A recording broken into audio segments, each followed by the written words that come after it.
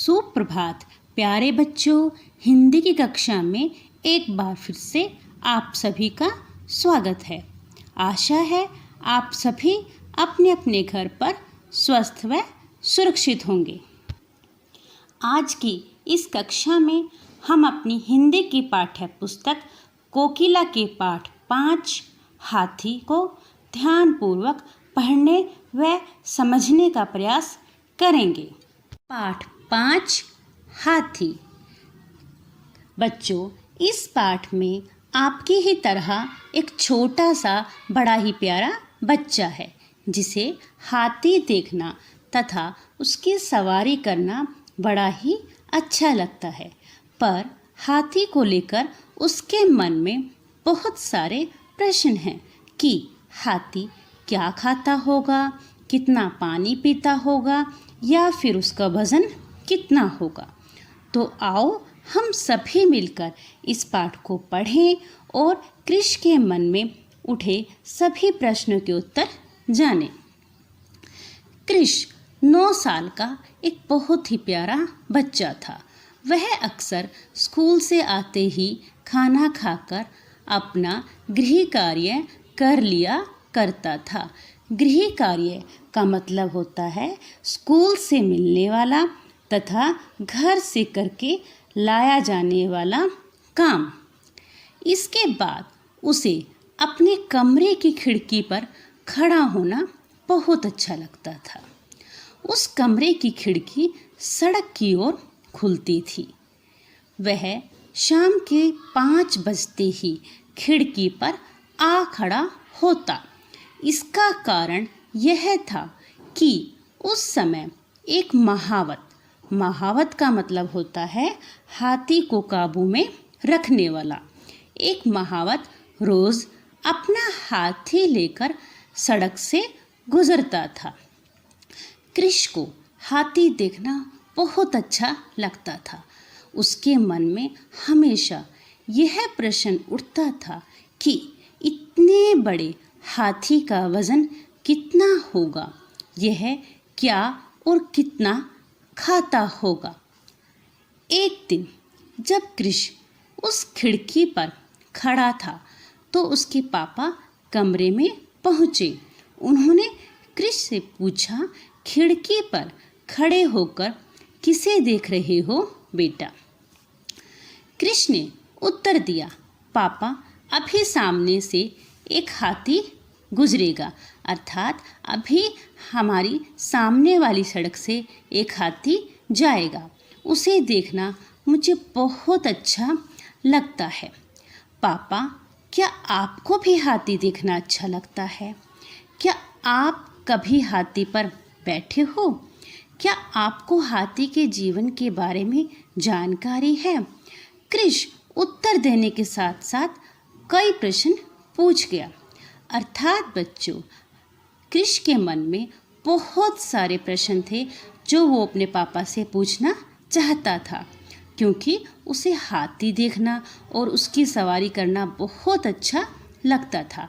और आप सभी नन्हे मुन्ने बच्चों को भी हाथी देखना और उसकी सवारी करना उतना ही अच्छा लगता है जितना कि इस पाठ में कृष को।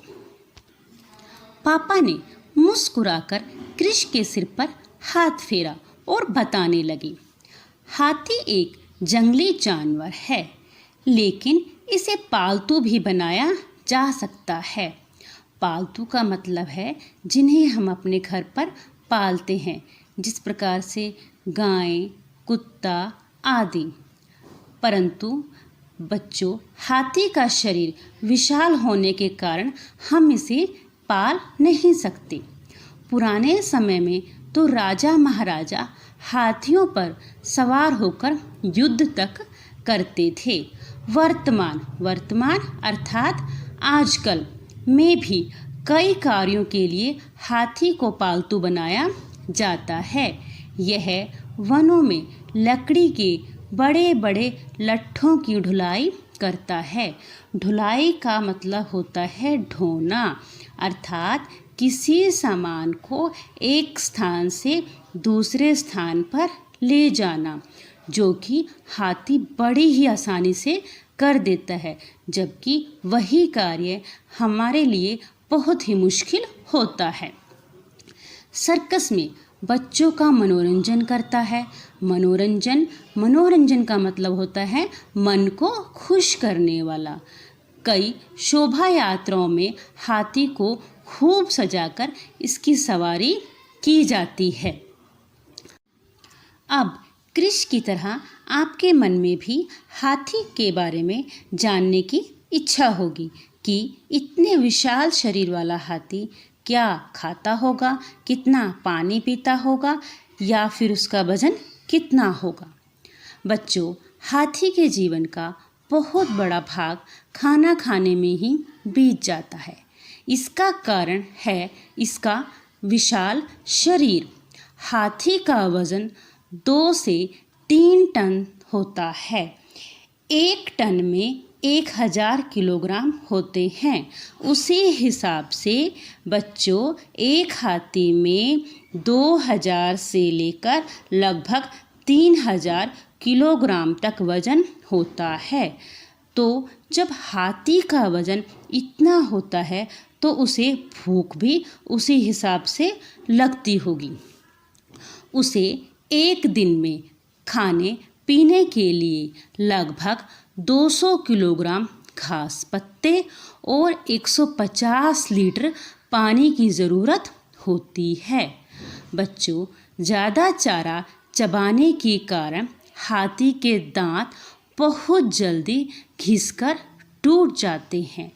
पर एक बात और भी है कि प्रकृति इस जीव पर विशेष दया करती है, अर्थात वह हाथी को उसके जीवन काल में 6 बार दांत देती है। हमारी धरती पर हाथी ही एक ऐसा जीव है बच्चों, जिसे उसके जीवन काल में प्रकृति 6 बार दांत देती है। परंतु 6ठी बार दांत टूट जाने के बाद वह बेबस हो जाता है। बेबस का मतलब अर्थात कुछ न कर पाना। और अक्सर उसकी मृत्यु मतलब मौत, उसकी मौत भूख के कारण ही होती है। बच्चों, हमें इस पाठ से हाथी के बारे में एक विशेष जानकारी भी मिलती है कि हाथी के दांत बहुत ज़्यादा कीमती होते हैं।